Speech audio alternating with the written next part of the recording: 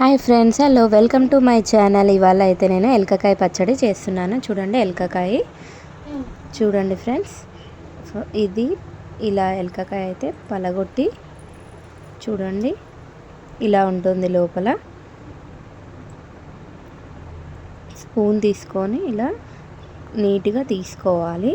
ఎలకకాయ చూడండి ఫ్రెండ్స్,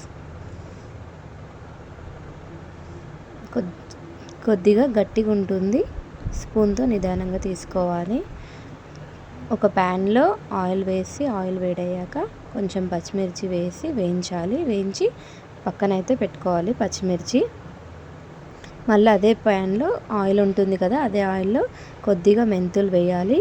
ఆ మెంతులు బ్రౌన్ కలర్ వచ్చాక చూడండి, కొంచెం వేయించితే కొంచెం అయ్యాక బ్రౌన్ కలర్ వచ్చాక ఎలకకాయ పీసెస్ ఇట్లా చిన్న చిన్న పీసెస్గా అయితే కట్ చేసుకోవాలి. కట్ చేసుకొని ఇవి కూడా వేసుకొని ఫ్రై చేసుకోవాలి. ఇవి కూడా ఇలా బ్రౌన్గా అవ్వాలి. కొద్దిగా ఫ్రై అయిన తర్వాత ఇలా చల్లారబెట్టుకోవాలి. పచ్చిమిర్చి అది పచ్చి కొబ్బరిని తీసుకోవాలి ఫ్రెండ్స్. పచ్చి కొబ్బరి పీసెస్ లాగా చేసుకొని ఇలా మిక్సీ చేసుకోవాలి.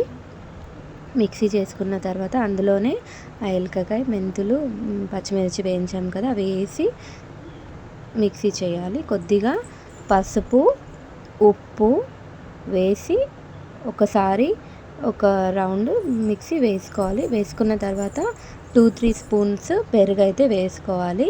పచ్చడికి తగినట్టు పెరుగు వేసుకొని మిక్సీ చేయాలి.